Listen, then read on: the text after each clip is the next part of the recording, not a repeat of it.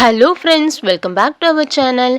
இன்றைக்கி நம்ம சேனலில் வீட்டிலே எப்படி ஈஸியாக ரோஸ் வாட்டர் செய்கிறதுன்னு தான் பார்க்க போகிறோம். வாங்க பார்க்கலாம்.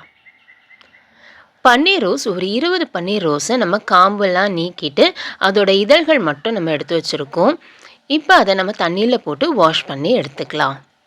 அதில் புழு பூச்சி ஏதாவது இருக்குன்றதுனால நம்ம தண்ணியில் போட்டு வாஷ் பண்ணி எடுத்துக்கிறது நல்லது. இப்போ இதை வாஷ் பண்ணி எடுத்தாச்சு. இப்போ இன்னொரு பாத்திரத்தில் 1 கப் தண்ணி சேர்த்து அந்த தண்ணியில் நம்ம வாஷ் பண்ணி வச்சுருக்கிற இந்த ரோஜா இதழ்களை சேர்த்துடுவோம். அதை சேர்த்து நல்லா மிக்ஸ் பண்ணி விட்டுடலாம். நம்ம இது தண்ணி சூடு ஏறும் போதே பார்த்திங்க அப்படின்னா அந்த இதழ்களோட கலர் எல்லாம் குறைய ஆரம்பிக்கும். தண்ணி நல்லா கொதித்து வரும்போது கலர் எல்லாமே நல்லா அந்த ரோஸ் கலர் எல்லாமே ஒயிட் கலராக நமக்கு சேஞ்ச் ஆகிருக்கும். அது வரைக்கும் கொதிக்கட்டும்.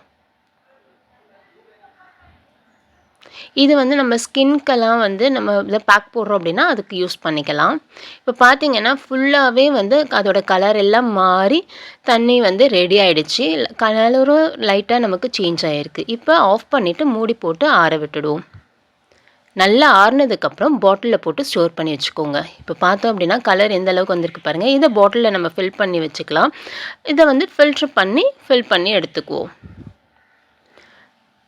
கலர் உங்களுக்கு எந்த அளவுக்கு அந்த ரோஸ் கலர் இறங்கியிருக்குன்றது தெரியுது. இது இப்போ உங்களுக்கு எப்போ பேக் போடுறதுக்கு தேவையோ அப்போ நீங்கள் யூஸ் பண்ணிக்கலாம். ஃப்ரிட்ஜில் ஸ்டோர் பண்ணி வச்சுக்கோங்க. அவ்வளோதான், ஒரு சூப்பரான ரோஸ் வாட்டர் வீட்டிலே நம்ம ஈஸியாக செஞ்சுட்டோம். நீங்களும் ட்ரை பண்ணி பாருங்கள். இந்த வீடியோ பிடிச்சிருந்தால் லைக் பண்ணிக்கோங்க. உங்கள் ஃப்ரெண்ட்ஸ் அண்ட் ஃபேமிலிஸ்க்கும் ஷேர் பண்ணுங்கள். தேங்க்யூ.